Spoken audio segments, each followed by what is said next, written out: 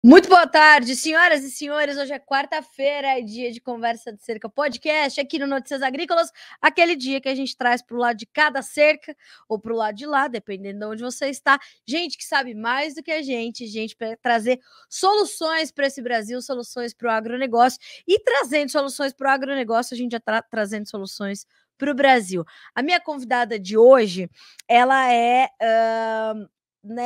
grande referência no agro quando a gente pensa em fertilizantes minerais, mas mais do que isso, é a mente de uma empresa que está se tornando grande referência nas práticas ESG, que é a principal demanda dos mercados hoje, é toda a questão da sustentabilidade na sua totalidade, e também ela além de tudo, ela também carrega o sucesso da sucessão familiar, né? Eu estou falando da Isabela Ferreira Rousseau, que é diretora de marketing da Sugesso. A gente vai falar sobre todos esses pontos que eu citei aqui, mas vamos falar de agro de uma forma geral, vamos falar de sustentabilidade, vamos falar dessas práticas muito pedidas pelo mercado, não é, Isabela? Seja bem-vinda ao Conversa de Cerca, um dos nossos podcasts aqui do Notícias Agrícolas. É um prazer receber você. Espero que a primeira de muitas vezes que a gente vai conversar. Boa tarde. Boa tarde, Carla. Boa tarde para todos que nos ouvem. Primeiro, falar que ser apresentada dessa forma é uma honra, né?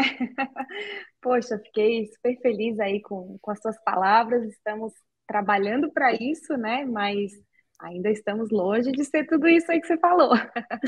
Estamos Mas aqui sabe, Pode por falar, favor, pode Carla. continuar, Não, fica à por vontade. favor. Não, eu Não digo, só. eu acho que começar, Isabela, e querer ser melhor já faz ou da empresa, ou da pessoa, ou do líder, ou de ambos, uma referência. E pensar adiante já ajuda a pavimentar o caminho para quem está vindo atrás da gente, né? Então, mais do que caminhar é deixar um caminho aberto e livre para quem quer trilhar a mesma trajetória, acho que já te faz estar ali em destaque e tenho certeza que seu caminho vai ser de mais sucesso ainda. Coisa boa. Muito obrigada aí pela oportunidade, né, de estar aqui, essa audiência tão qualificada. Já comecei aqui a gente estava nos bastidores aqui, já falei para Carla que eu sigo, assisto todos os drops que ela põe ali todo dia no Instagram, nas redes, então para mim é uma honra poder estar aqui com vocês. Obrigada. Isabela, acho que eu quero muito conversar contigo sobre toda essa questão da desse modelo de economia circular que a Sugesto tá investindo, está trazendo para o mercado, esse conceito do ESG e tudo mais, mas mais do que isso, eu queria começar a nossa conversa trazendo um pouquinho da tua história e principalmente dessa questão da sucessão familiar, né? Porque quando eu alinhei ali com o teu time a nossa conversa, eles me disseram muito isso sobre essa força que a sucessão familiar tem na tua história, na tua trajetória, e eu queria muito te ouvir como é que você chegou no agro e como é que estamos aqui nesse momento, qual é o contexto atual. Vamos nessa, então. Eu sou sucessora, né? Faço parte da segunda geração de uma empresa familiar. Então, sou filha de um fundador, empreendedor brasileiro típico, que já caiu, levantou muitas vezes, né? Já quebrou, já voltou. E há cerca de 20 anos a gente está nesse mercado do agronegócio. Então, é praticamente a minha trajetória profissional, né? Eu tenho uma trajetória aí de cerca de 13 anos nesse mercado, que é o mercado que eu escolhi para atuar por, desde pequenininha, sempre querer ser a sucessora, né, dos negócios do pai. Isso não é tão comum, né? Tem muitas famílias em que os filhos optam por outras carreiras, outras famílias os filhos optam por ficar nos negócios. E sabendo disso, né, a gente veio investindo já antes de ESG ser uma pauta, antes de se falar muito em governança, em sustentabilidade, a gente veio investindo em profissionalização, né? Porque a gente sabe que o que dá longevidade para uma empresa familiar é a profissionalização. Então, não é por ser da família que a gente precisa estar no negócio, né? Que significa que a gente seja competente para estar no negócio. A gente precisa se qualificar para isso.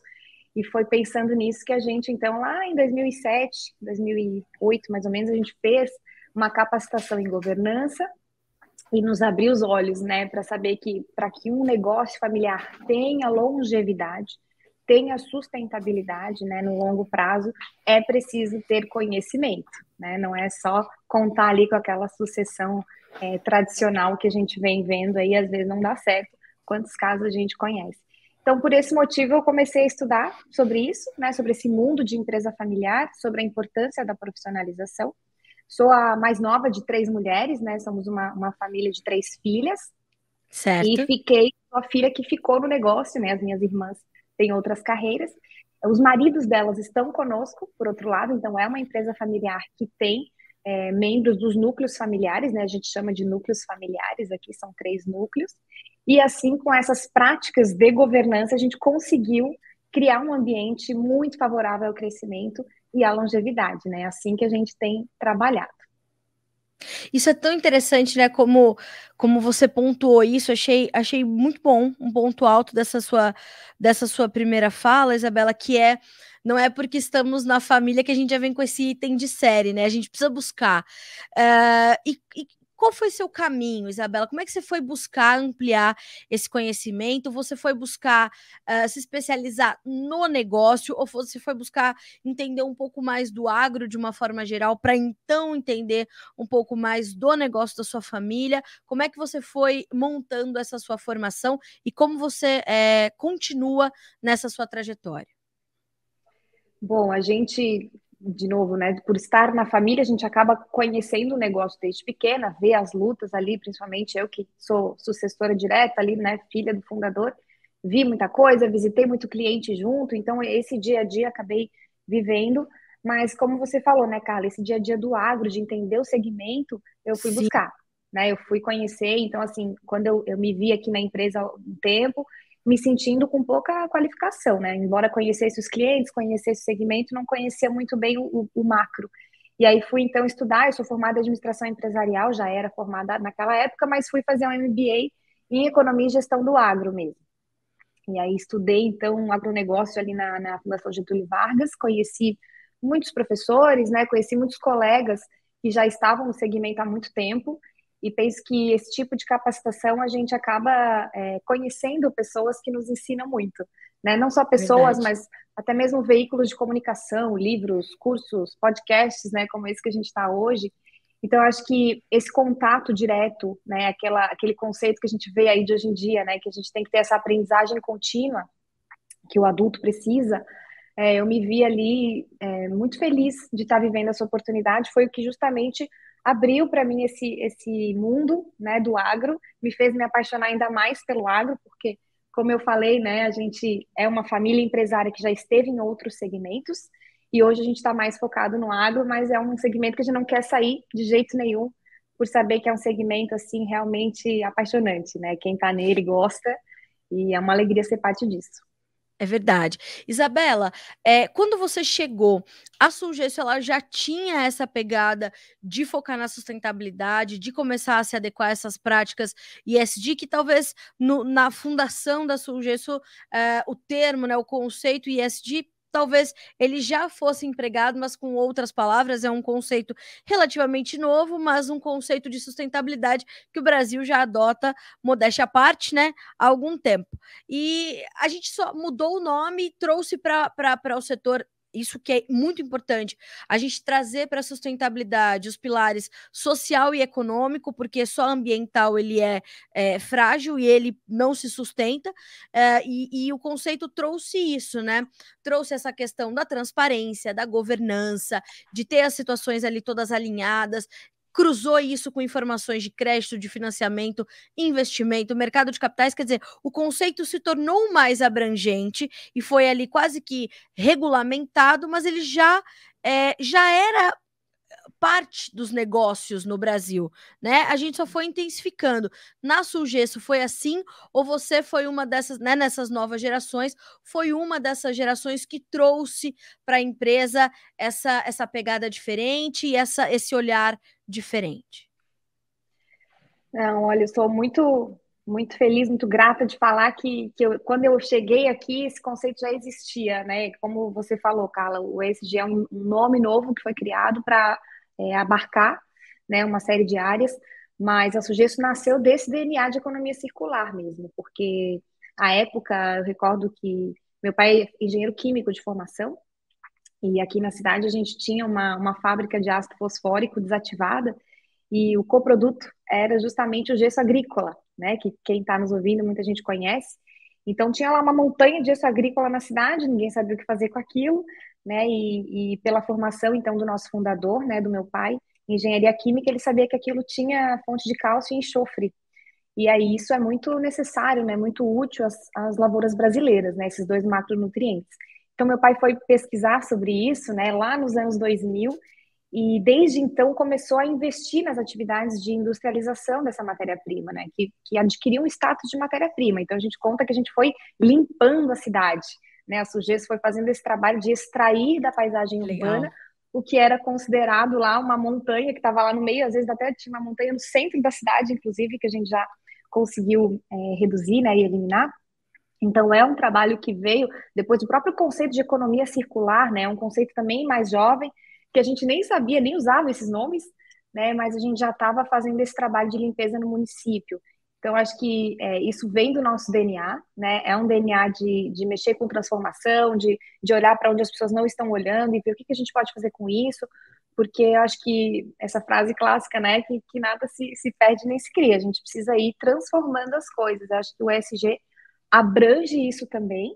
E, claro, ao longo do tempo a gente foi justamente abrindo os olhos para essas outras dimensões do ESG que você falou, né? Não só ambiental, que esse é uma empresa que tem um DNA ambiental forte, mas principalmente esses aspectos sociais e de governança que a gente veio, então, realizando recentemente aí alguns projetos que daqui a pouquinho eu posso contar melhor. É muito. Como é rica a história da Sulgesso, né, Isabela? Porque então tudo começou para fazer realmente uma mudança primeiro na esfera urbana, e isso foi, portanto, transformado para o campo. Foi mais ou menos essa trajetória. Isso aí, é por aí. A gente foi começando a observar que Que interessante. existia, né? Existia essa condição, né, desse produto, que na época ninguém achava isso um produto, né? Eu recordo de ir em muitas palestras com meu pai, e ou a gente tomar chá de cadeira, né, que às vezes os produtores nem queriam nos receber, né?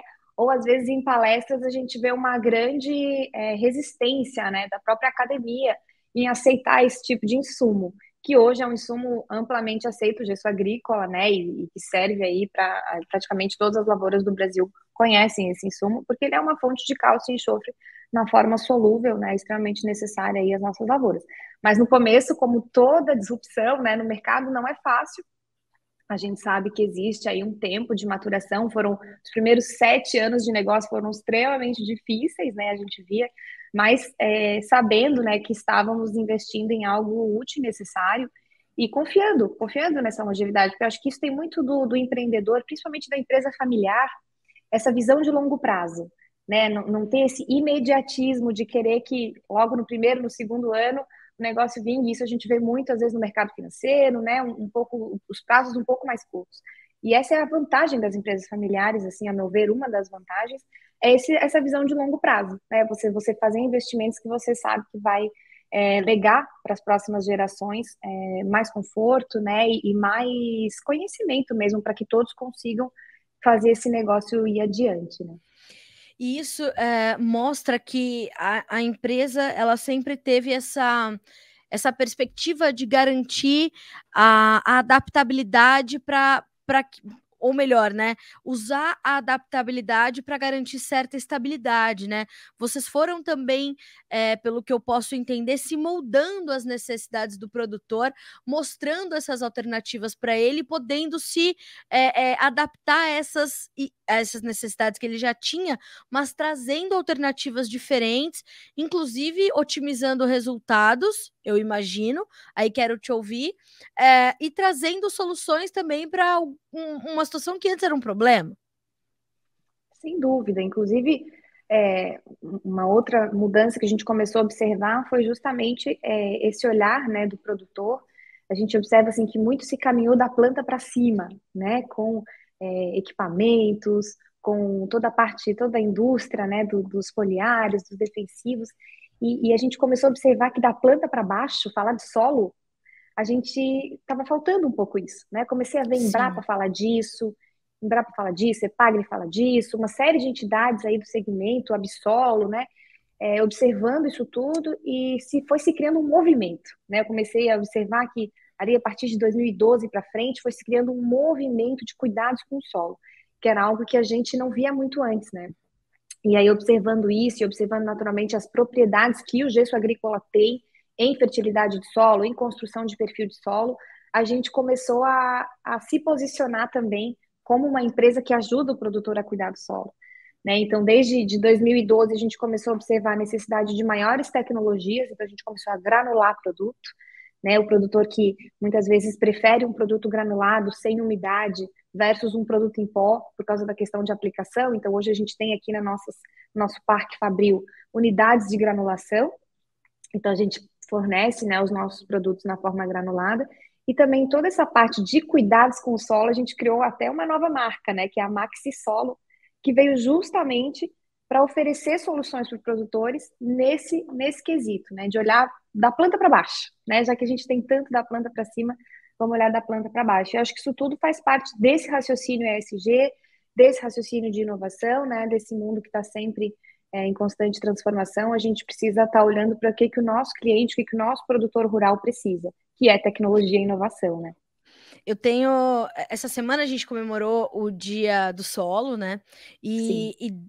Eu tenho trazido muito esse conceito também dessa construção de um perfil de solo aqui no Notícias Agrícolas, tenho ouvido especialistas, porque, e de fato, né, a gente tende a pensar muito da planta para cima e a gente percebe que há esse movimento mesmo, né, tanto da iniciativa privada quanto da iniciativa pública, da academia, da pesquisa, de olhar para o solo, né, e eu trago sempre o exemplo do Dr. Ratan Lal, que foi o ganhador do World Food Prize de 2020, porque debruçou a sua vida e dedicou a sua carreira toda a estudar o solo, né? Que é um organismo vivo, né? Às vezes a gente não consegue entender a dimensão da complexidade que é o universo solo.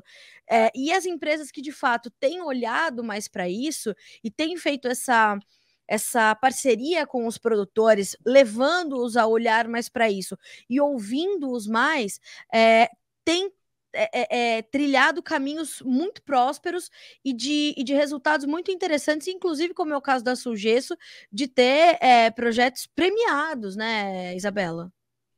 Sim, exato. Eu acho que esse olhar assim para o solo com essas três condições, né? Química, física e biológica.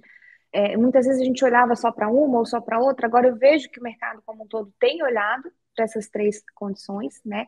E a gente faz aqui na empresa uma série de live do solo. A gente agora, essa semana, pelo Dia Mundial do Solo, a gente está lá com alguns conteúdos sobre o nosso Rally do Solo, que é um mapeamento das 13 classes de solo que existem no país, né? E o Que Rally legal. justamente vai disponibilizar aí para os produtores que se interessarem no e-book, né? Toda uma série de conteúdos com essa classificação dos solos, né? Porque não é só argiloso, arenoso, a gente tem aí uma série de tipos de solo. Sim.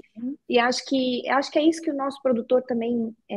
Eu fico muito feliz de ver isso, assim, todas as vezes que eu vou ao campo, que eu vou aos eventos, os nossos produtores, eles gostam de estar em palestra, gostam de aprender, gostam de estar junto, Exato. né? Não veem isso como uma perda de tempo ou isso como uma coisa chata, né? Eles gostam de realmente sentar e aprender. E eu acho que isso é o legal do agro, né? A gente poder estar com pessoas que querem estar conosco e a gente aprender com essas pessoas. Eu aprendo muito, né, quando eu vou ao campo e eu vejo que esse tema do solo é um movimento, como eu falei, né? Não é de uma empresa, não é de uma entidade, é justamente de toda a classe de agricultores, né, que está olhando para isso, assim. E aí dentro disso, como você falou, aí essa questão dos nossos prêmios, a gente vem justamente inscrevendo, né, alguns cases nossos, porque a gente entende que isso estimula também outras empresas a fazer ações parecidas, né. Então a gente foi reconhecido aí com o prêmio de inovação de impacto socioambiental, por esse trabalho de limpeza que eu te falei, né, do município que a gente vem fazendo. Então a FAPESC, que é a entidade de inovação do Estado de Santa Catarina, nos reconheceu, né, no ano passado. Também tivemos alguns reconhecimentos na categoria ESG pela DVB Santa Catarina, que é uma outra entidade. Tudo isso dentro desse nosso trabalho aí que a gente faz de limpeza e também de educação ambiental nas escolas, que é um projeto da Sulgesso aqui no município, né? Eu quero muito conversar com você sobre esse projeto das escolas, mas quero trazer, quero ouvir um pouco mais a sua perspectiva sobre essa questão de você me disse que o produtor brasileiro, ele é um produtor que gosta de estar nos congressos, nas palestras, gosta de participar dos dias de campo. Eu queria saber se você justamente, presenciou essa transformação, Isabela, se você participou desse movimento também de um produtor que busca mais conhecimento, que busca mais educação, em todas as áreas da sua atuação. Educação financeira, educação na extensão rural, porque isso revolucionou a agricultura brasileira. Então, quer dizer, a gente tem mesmo esse perfil de um produtor muito mais atento e muito mais ávido, portanto, por conhecimento. Sim, sem dúvida. Eu sempre recordo muito das palestras do Roberto Rodrigues, né? Que ele fala muito sobre isso, assim, como que é um orgulho mesmo a gente ter, né, no nosso país, os produtores rurais estão interessados em aprender sempre.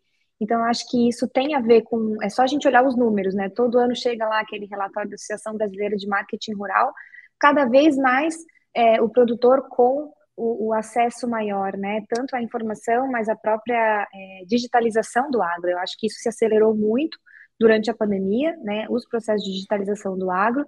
Hoje a gente até, eu brinco assim que a gente tem telefone fixo aqui, mas assim, os nossos clientes entram no nosso site, abrem ali a nossa ferramenta e a gente, né, conversa pela Sim. ferramenta virtual, ali pelo WhatsApp mesmo. Claro que a gente tem o telefone, a gente atende os clientes também, mas assim, eu vejo que a digitalização do agro acelerou muitos processos, não só no agro, como em todos os segmentos, mas eu acho que o agro Aham. hoje ele é muito mais parte disso do que era há 2, 3 anos atrás, né? Então acho que Sim. esse acesso se facilitou muito, mas também eu acho que essa condição do produtor de gostar de aprender fez com que o agro avançasse tão rápido na pandemia, né? A pandemia ela acabou acelerando alguns processos, isso foi inevitável, mas isso é tão positivo para alguns aspectos, Isabela, que a gente viu que os produtores não queriam ficar para trás, né? Eles queriam estar nessas transformações, eles queriam participar, eles querem participar dessas novas revoluções que o agronegócio vem proporcionando, justamente por conta de tecnologia, de pesquisa e inovação. Eles quiseram estar presentes nesses momentos e ajudar a continuar construindo a história da produção no Brasil, né? Sem dúvida, a gente vê inclusive um movimento grande de segundas gerações, terceiras gerações, indo para justamente a área das AgTechs, né, que são as empresas de agricultura digital, as startups, né, do agro. É impressionante o movimento. Assim, eu visitei agora, tive agora no fórum que teve esse ano no Brasil, o AgTech Summit que teve aqui, World AgriTech Forum, né, que é justamente o fórum aí de startups do agro. É impressionante o que está acontecendo, né? A gente vai, a gente volta assim com a cabeça a mil, né? Pensando, a gente Sim. precisa ser parte disso, eu quero ser parte disso, porque é impressionante o trabalho que vem sendo feito pelas startups de se pegar os dados do campo e se colocar ele a serviço do produtor. Né, assim, hoje em dia a lavoura ela é igual uma indústria, né, igual uma fábrica. A gente consegue mapear tudo que tem numa lavoura se a gente fizer uso da tecnologia, né? Mas de novo, isso tudo graças à disposição que a gente vê no nosso agro em aprender e em seguir evoluindo. Né? Excelente. Isabela, você falou sobre a questão de um projeto de educação ambiental nas escolas. Eu sou uma grande entusiasta da comunicação educativa. Acho que é pela educação de base que a gente vai começar a mudar o conceito ainda enraizado na comunidade urbana, sobre a comunidade rural, sobre a produção, a forma de produzir do Brasil. A gente acabou de ver, por exemplo, a União Europeia aprovar um acordo que vai ali impedir, né, ou garantir que não seja importado nenhum produto que tenha, por exemplo, conexão com o desmatamento ilegal depois de dezembro de 2020. Mas o que mais diz a lei, né? O que a gente trata como desmatamento ilegal? Ou a gente está colocando num mesmo balaio, por exemplo, a questão do desmatamento e da conversão de áreas para a produção de alimentos, fibras e energia, né? O que a gente está pensando de recursos e de como a gente olha para a questão financeira quando a gente pensa nos projetos de preservação ou de educação, né? Como essas informações chegam à cidade. Eu acho que essa é uma pauta muito importante. E sou, como eu falei, uma entusiasta da comunicação educativa. É só mostrando os resultados, mostrando as boas práticas em que né, as boas práticas agrícolas em que o Brasil é vanguarda, né, está na vanguarda, a gente vai começar a mudar isso, mas a educação de base, ela pode ser a propulsora desse movimento, na minha perspectiva. E você me falou de um projeto que vocês têm de educação ambiental com as escolas. Queria ouvir, então, sua opinião sobre isso e como é que a Sulgesso atua, então, nesses projetos com os pequenos, com os jovens, né, com as futuras gerações que podem levar um conceito diferente para frente. Muito bom, acho que essa tua fala é muito importante, esse aspecto da comunicação do agro no Brasil. Todo dia eu abro lá, tem uma matéria, o agro precisa se comunicar melhor, o agro precisa se comunicar melhor. Todo dia a gente lê sobre isso, Imagina né? a pressão, Isabela, imagina a pressão em cima da gente. E nós, comunicadoras, né, Carla? É difícil Sim. a gente dar conta. E acho que assim, a gente precisa confiar justamente nisso, né? Nessa geração nossa que está aí, que sabe disso, que sabe que o agro precisa se comunicar melhor. E a gente está fazendo o nosso trabalho, né? A gente está buscando se esforçar para isso. Eu confio muito, sabe, assim, de que nesses próximos anos a imagem do agro vai continuar sendo melhorada, porque eu acho que ela vem sendo melhorada, né? Muita gente vê Sim. que esse aspecto, assim, muitas vezes eu converso assim, com amigas que não são do meu segmento, que ainda tem essa imagem do agro, assim, que a gente escutou de quem não está no segmento, né? E eu, como pessoa desse segmento, sempre me posiciono no sentido de levar informação e vejo que sou bem sucedida, né? Vejo que consigo ir mudando. Então, acho que essa confiança nessa geração que está aqui agora e que está fazendo um bom trabalho, a gente precisa ter e ter essa paciência para ir justamente transformando essa imagem, né? E sobre esse tema da educação infantil, né, infanto-juvenil, acho que justamente esse ponto que você falou é fundamental, a gente começar na base, né, uma coisa básica que eu estou falando, mas conforme a gente vai levando isso para os pequenos, a gente vai conseguindo fazer isso percolar melhor, né, capilarizar melhor nas demais camadas da sociedade. Então, aqui no nosso município, a gente, para ser pequeno, para ser grande, a gente precisa primeiro ser pequeno, né? Então, a gente começou Sim. aqui no nosso município um pequeno projeto em 2015, que a gente nomeou com a planta que dá origem ao nome de Imbituba, que é a planta chamada Imbé. Então, o projeto Imbé é um projeto de educação infantil, a gente atende aqui alunos das escolas municipais, né, estaduais, algumas também do município aqui, e a gente vai nas salas de aula com os nossos agrônomos aqui da empresa, mostrar um pouco do trabalho da empresa, né, esse trabalho todo que eu vim relatando aqui ao longo do podcast, mas também mostrar para eles plantas locais, né, a importância do agro para a sociedade, né, a importância do agronegócio para o país e para o mundo, né, porque alimenta aí quantos milhões, bilhões de pessoas no nosso segmento. Então, acho que e eles ficam muito felizes e muito surpresos, né? Eles ficam muito surpresos. Então, até hoje, assim, a gente conseguiu atender, felizmente, mais de 2.000 alunos aqui na nossa região. Isso para uma cidade como Imbituba é um número bastante expressivo, né? Sim. É um projeto que, como eu falei, assim, o grande objetivo da gente fazer esses projetos é poder inspirar outras organizações a também fazerem esse tipo de iniciativa, né? A Sulgesso é uma empresa que, como surgiu desse DNA de economia circular, é justamente uma empresa que não gosta de ficar parada, né, e de ficar só trabalhando nessa ótica tradicional do empresariado, né? A gente gosta de devolver para a sociedade, a gente acha que é justamente um valor útil e necessário, e é um valor da família, né? Acho que as famílias existem para isso, né? Para educar, para criar, para prosseguir, né? E acho que a empresa também precisa refletir esse valor. E o projeto é para isso. A gente já recebeu criança aqui no nosso viveiro, né? A gente tem um viveiro de mudas, então a gente traz eles, faz oficina. E é assim a parte gostosa do nosso ano, né? Poder receber as crianças e poder dividir com eles um pouco do nosso trabalho. E como eles ensinam pra gente, né, Isabela? Porque eles perguntam, eles questionam, eles fazem perguntas que a gente não sabe responder. Mas a partir do momento que a gente que nos é feita uma pergunta que a gente não sabe responder, a gente vai ter que buscar essa resposta. A gente vai ter que buscar uma solução para aquele problema, né? Então, como eles ensinam para a gente e como as soluções estão muitas vezes ali, né?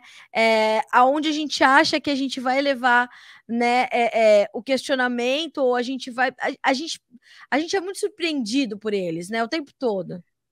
E tudo educa também, né, Carla? A gente Tudo. vem de uma geração que a educação era ou em casa ou na escola. Hoje, eu vejo que eles têm ali como se fosse um círculo em volta deles, bombardeando eles de informação. Então, muitas Sim. vezes a gente está lá no projeto, está na escola com eles e eles já sabem um monte de coisa que a gente foi ensinar. Né? Tanto que o nosso primeiro módulo era assim, uma palestra sobre compostagem, sobre não desperdiçar água. Gente, isso para eles assim, eles já sabem, né? Eles já conhecem, eles já viram. Exato. Então a gente precisa também evoluir nesse aspecto, porque como tu falou, muita coisa eles já vêm sabendo, né? Eles nos ensinam muito. E eles vêm com questões reais, questões sérias, né? Como é que nós vamos resolver este problema? E a gente precisa correr atrás. Até porque a gente sabe que do outro lado, embora não devesse existir esse nós contra eles, ou eles do lado de lá e nós do lado de cá, mas a gente sabe que do outro lado há uma comunicação que não é, que passa longe de ser uma comunicação educativa, é uma comunicação apelativa, eu diria, e a gente viu isso se intensificar nos últimos anos, né? As instituições, as organizações não governamentais, elas acabam criando um ambiente de comunicação que usa o lúdico para ser sutilmente agressivo, né? E a gente vem buscando formas de responder a isso de uma forma só lúdica e nada agressiva, né? Precisamos ser educativos. A última charge, por exemplo, do Greenpeace foi: mãe, é verdade que eles não comem veneno? As crianças assistindo os jogos da Copa do Mundo. As crianças ali, né, com as camisas das outras seleções e o garotinho com a camisa da seleção brasileira, perguntando para a mãe assim, por que eles comem, por que nós comemos veneno e nós não, né? Por que nós comemos veneno e eles não? Ou o monstro da destruição, como foi um desenho animado ele feito. E quando, na verdade, tudo aquilo que a gente já trouxe de solução, né? E de alternativa para algumas outras práticas que nós há muito tempo já abandonamos, né? Não chega da mesma forma, com a mesma força, com o mesmo espaço. E tão pouco, se a gente for ter uma conversa dessa, por exemplo, num programa de uma grande mídia, ou mesmo de um canal fechado, mas que fale para a população urbana, não será ali representado o setor de fertilizantes minerais, o setor de produção de carnes, o setor de biológicos. A gente não tem essa participação nas discussões ainda e fora do nosso cercado, né, Isabela? Porque aqui dentro a gente tem discussões muito ricas, né? E projetos muito eficientes, como é o caso dos que vocês implementaram e colocaram em prática aí, não só em Bituba, mas enfim, né, que serve como referência para outras partes do país. Sem dúvida, e são essa comunicação grande, né? Esse exemplo da charge que você deu são justamente entidades que se comunicam com narrativas muito bem estruturadas, né? Com muita clareza, e embora seja conteúdo teoricamente infantil, são conteúdos com um fundo extremamente agressivo, né? Como você falou, um fundo adulto, e que a gente tem que estar sempre muito atento, né? Para buscar selecionar muito bem esses conteúdos, porque não é só no agro que eles estão, né? Eles estão em uma série de outros segmentos. E acho que, de novo, né, volto a dizer que a gente precisa confiar nessa nossa comunicação, nesse trabalho que a gente vem realizando, porque ele está dando resultado. Né? Eu vejo, assim, resultados próximos a mim, né? É claro que se a gente for para a grande mídia, como você falou, a gente pode ser muito mais difícil, né? A gente conseguir posicionar isso tudo com mais clareza, justamente por acho que essa questão das narrativas, que são extremamente construídas aí com uma inteligência aí por trás que a gente precisa se posicionar com clareza para conseguir refutar. Mas acho que esse trabalho, aos poucos, a gente não pode largar, a gente tem que seguir realizando e confiar, né? Confiar que essas crianças também vêm tendo um acesso maior à informação e um maior poder de discernir daqui a pouco, né, entre o que é real e o que é ficção. A gente vê muita ficção aí na educação infantil também, né? Verdade. Isabela, mudando um pouquinho de assunto, a gente passou recentemente um temor muito grande, né, uma crise no mercado de fertilizantes muito agressiva. A questão da guerra entre a Rússia e a Ucrânia trouxe uma latência muito forte para esse setor, e todas as discussões em torno da capacidade do Brasil de ser auto-independente, enfim. Como é que o setor de fertilizantes minerais vivenciou esse furor todo que a gente registrou aí no mercado global de fertilizantes, desde meados de 21, e durante quase todo esse ano de 2022 a gente discutiu isso, e como os fertilizantes minerais se mostraram como uma alternativa muito próxima do produtor para ele conseguir, pelo menos, amenizar essas tensões todas que ele tinha em relação a outras matérias-primas, por exemplo. Bom, a gente brinca todo ano, assim, que a gente está fazendo planejamento, que um ano nunca é igual ao anterior, né? E nesse Exato. segmento, gente, é impressionante agronegócio. É um ano, assim, cada ano é surpresa, cada ano tem uma coisa, né? Esse ano foi isso, outros anos é Laninha, outro ano é El Ninho. Enfim, a gente tem aí, é um segmento, assim, muito desafiador, né? Todos que nos ouvem sabem. Então, assim, no nosso segmento aqui específico de fertilizantes não foi diferente, né? Foi aquele desespero no início do ano. Vai faltar fertilizante, os preços nas alturas. Acho que eu estou falando o que todo mundo já conhece, né? O que todo mundo que viveu isso sabe. Então, a gente viu aí uma série de insegurança, né? Muita insegurança do produtor no início do ano. A gente viu uma antecipação de compra grande no primeiro semestre, né? Então, nesse segmento, o que eu pude observar foi isso, né? No segundo semestre, muitas compras já haviam sido feitas, né? E aí, no segundo semestre também chegou mais fertilizante no país, então o preço do fertilizante agora está menor, né, do que estava antes. Então, é um segmento, assim, com bastante volatilidade nos preços, né? Dolarizado, naturalmente, porque importa. Então, a gente vem se adaptando, né? Como empresa aqui, a gente precisa ter sempre um plano A até um plano B, assim, porque a gente sabe que cada cenário, cada leve mudança no cenário, a gente precisa estar pronto para responder. Né? Então, nesse segmento de fertilizantes, a gente deve aí esperar para os próximos meses uma normalização nessa questão da oferta, né? Mas a gente nunca sabe o dia de amanhã.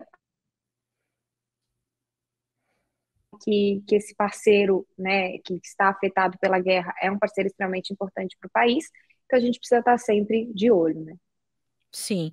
Isabela, antes da gente chegar aqui na nossa fase final da nossa conversa, quero destacar o comentário do Michael Mansky, que acho que é Michael Mansky, que diz que tem muito orgulho de participar e de fazer parte de uma empresa tão comprometida, né, com o futuro e com as questões ambientais e com essa responsabilidade, né, com o planeta e com as pessoas. E ele reforça essa questão do solo ser um dos nossos maiores patrimônios, se não o maior, enfim.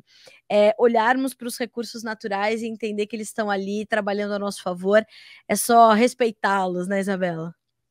É verdade, esse colaborador querido está sempre conosco aqui e é uma pessoa que está sempre dentro dos valores da empresa, né? Acho que a empresa aqui tem muito esse aspecto, assim, quem está aqui é porque realmente está junto com esses valores, né? Esses valores de cuidados com as pessoas, de cuidados com o solo, né?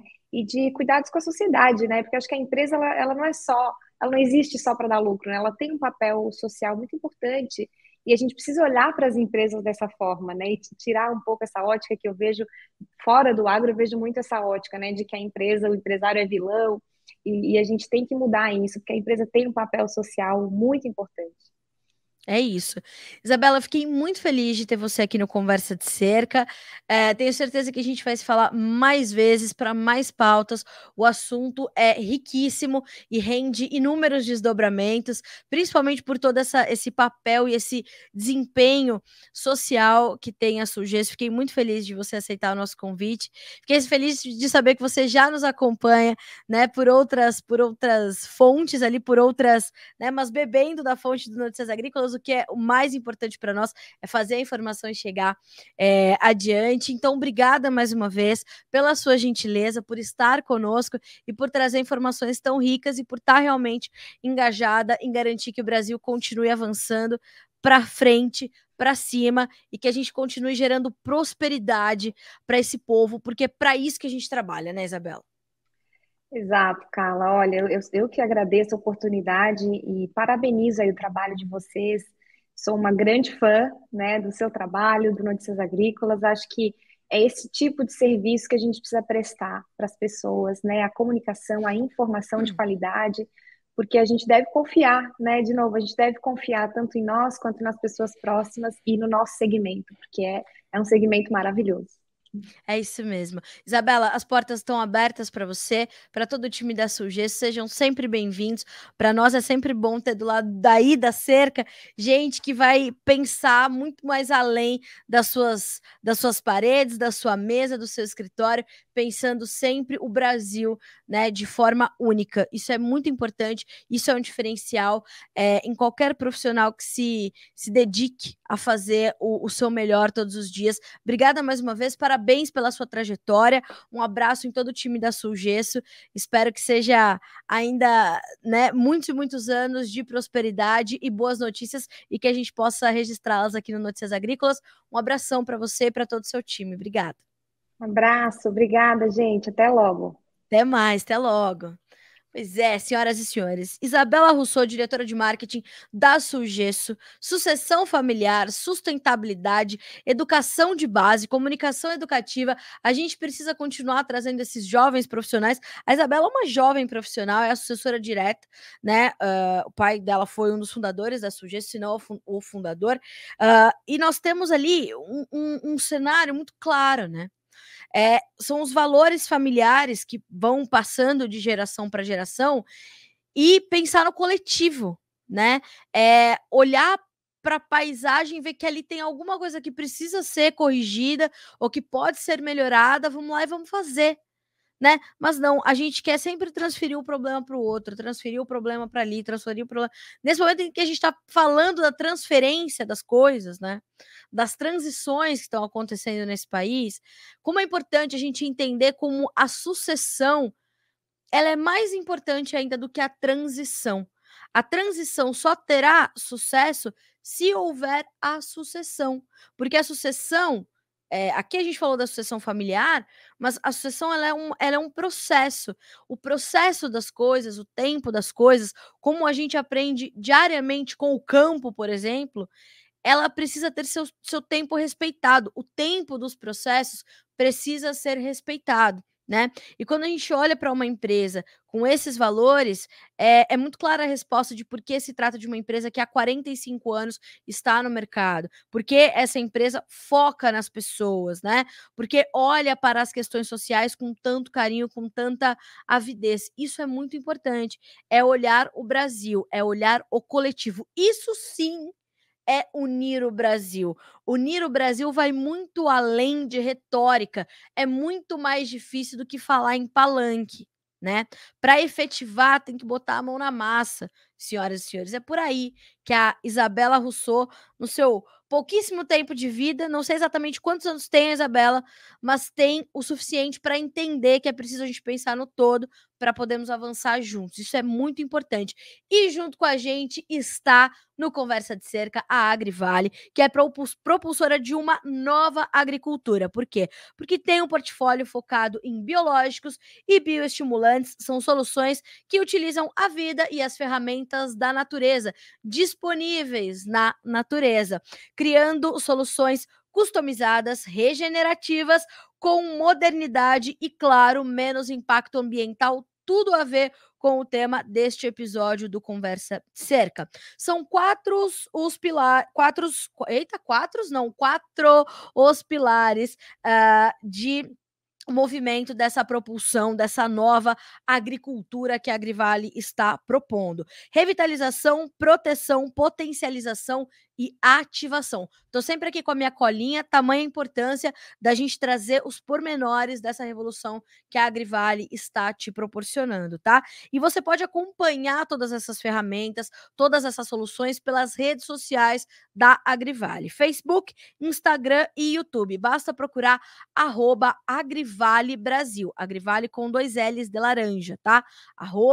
Agrivale Brasil, no Facebook, no Instagram e também no YouTube. Ou, claro, você pode ir direto para o portal da Agrivale, agrivale.com.br, para buscar essa solução e mais informação, conhecimento, parceria para uma transição sustentável e produtiva. Esse é o objetivo da Agrivale contigo, tá certo? Então, vem saber mais com a Agrivale, vem saber mais com o Conversa de Cerca. Quarta-feira a gente está de volta. Até mais.